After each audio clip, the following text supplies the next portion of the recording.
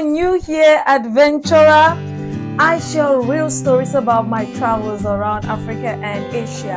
And today's video, I will be telling you about Central Africa. The hype about East and West Africa is way too much. And as Central African, I want to speak about my region.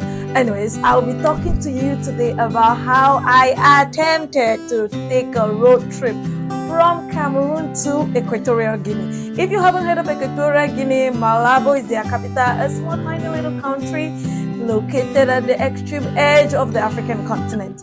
I will be telling you more details as a CEMAC zone traveler. When I say CEMAC, I mean Central African citizen, because we are part of the Central African community, if that makes sense. By the way, if you're not aware, Africa is divided into 5 sections. We have Northern Africa, Southern, Eastern, Western, and Central Africa. Cameroon has mostly been interpreted to be part of West Africa, but we are Central Africa. That's a little geography for you if you are not aware. So on this trip, I'll be sharing some of the many things that shocked me and the ones that were like surprise, and it's just something for you to be careful when you're planning wherever you're coming from. So stick through and we will be talking how you can go about this trip.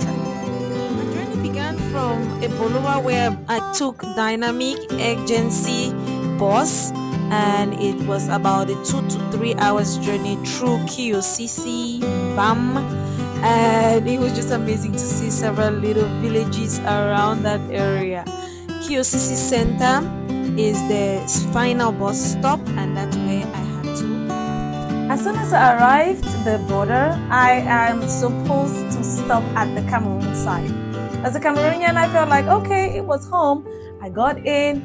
It was kind of like a canopy, not even a real office. My country. And there was a police officer whom I guess is an immigration worker. He checked my documents and he told me that it wasn't possible to go to, he didn't say it wasn't possible, he just said he doesn't think that I will be accepted to travel to Equatorial Guinea. But it was more like, you can go and try if you don't believe me. It wasn't more like an advice, it was just more like, he's not sure that I will be accepted into the country. I should have listened. I didn't listen. He put the stamp to say goodbye to Cameroon, and I walked into another office, Cameroon office as usual. I was asked to pay another 2,000 francs. I paid the money, and there I got the most surprising shock of my life. Those 4 or 5 immigration officers who surprisingly were able to understand English because they had worked in the English parts of Cameroon, but they are French Cameroonians, they told me I will not be accepted in Equatorial Guinea. And they gave me a long story of the lengthy bribing checkpoints that I will have to cross if I need to go to Equatorial Guinea. Don't ask me what happened after that.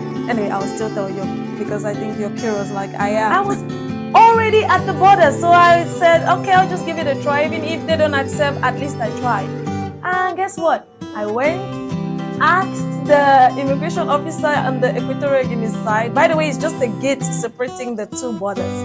Just a little transparent wire. Was it iron gate? Yeah, that's what's in the border between Cameroon and Equatorial Guinea. So I walked into the other side to get into Equatorial Guinea, and then I met this 10 looking on, smiling, not so happy. All right, I'm running out of adjectives to describe the face of the Equatorial Guinean immigration officer. He just looked at me and he said, no. With a no look. And he spoke in Spanish.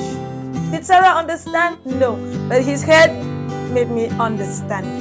I took my shock. While in the bus, I heard from other passengers that that's a very common thing.